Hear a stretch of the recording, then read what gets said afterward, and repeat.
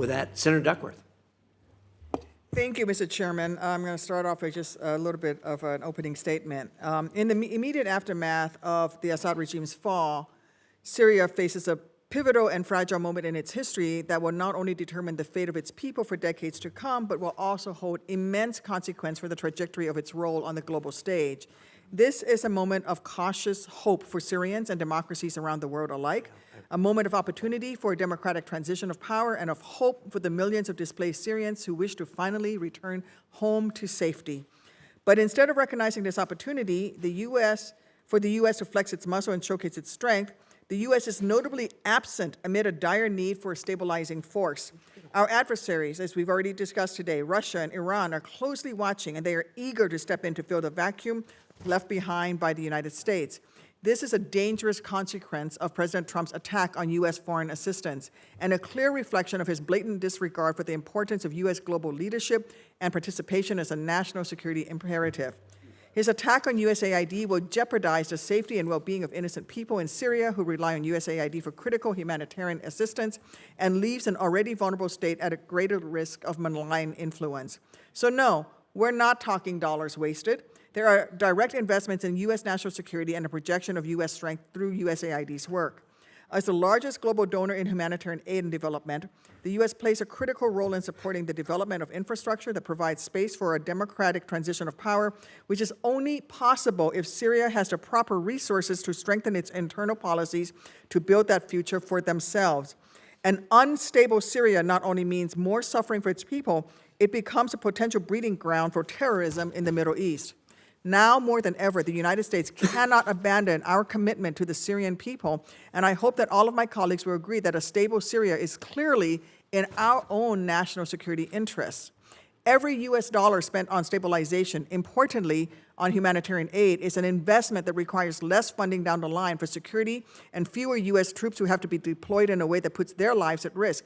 And we know that a dollar goes a very long way in Syria. We're hearing that Syrian hospitals are struggling and even closing during a time when the need and demand for medical resources is high due to the sudden cut in funding as life-saving grants programs under USAID are now paused.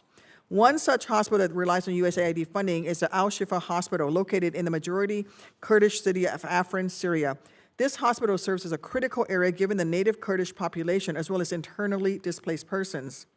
Your 2019 report talked about energizing efforts to address the humanitarian crisis in Syria.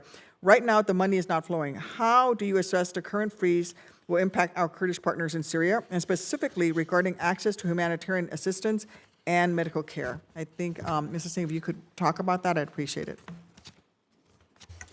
Well, thanks, Senator.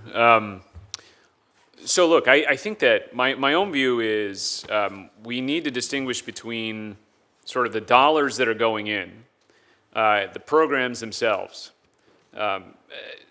We're not talking about huge chunks of money here. No. And where the money comes from, whether it's from the United States or from, say, a regional partner.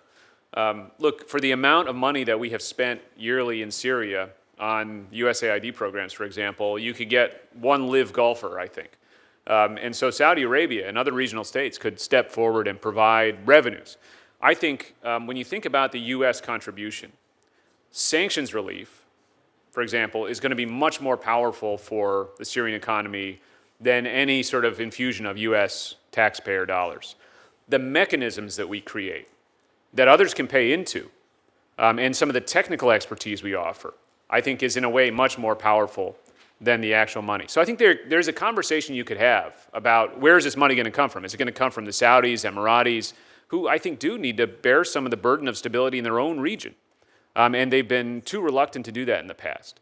And then the question, for example, of sanctions relief, which could open up sort of free markets to come in and help Syria. But again, I think that has to happen under certain conditions. And I think that's the most powerful tool that we have.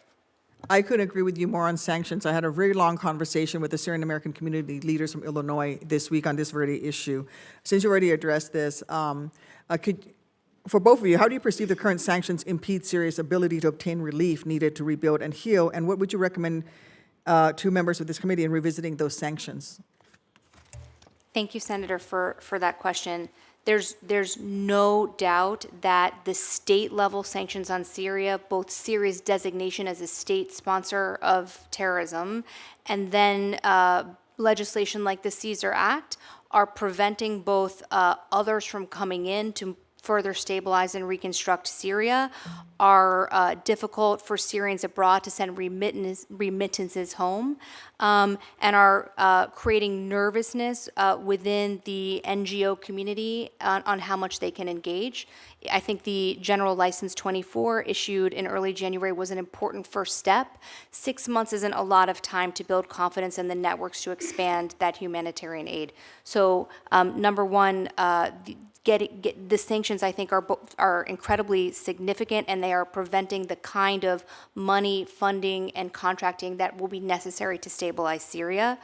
I will agree with Mr. Singh. I don't think we should rush in and lift all the sanctions now. I think how we provide that relief should be performance-based, and that is one of the main sources of the United States has in terms of influencing the development of a more stable Syria and a more responsible governance. Thank you. Thank you. Well said, Ms. Stroll. The important thing here, I think, today, or something that's noteworthy, is how unanimous we are in thinking about what should be done and how we ought to go about it. Obviously, the devil's always in the details, but there is really unanimity here as far as how to proceed. And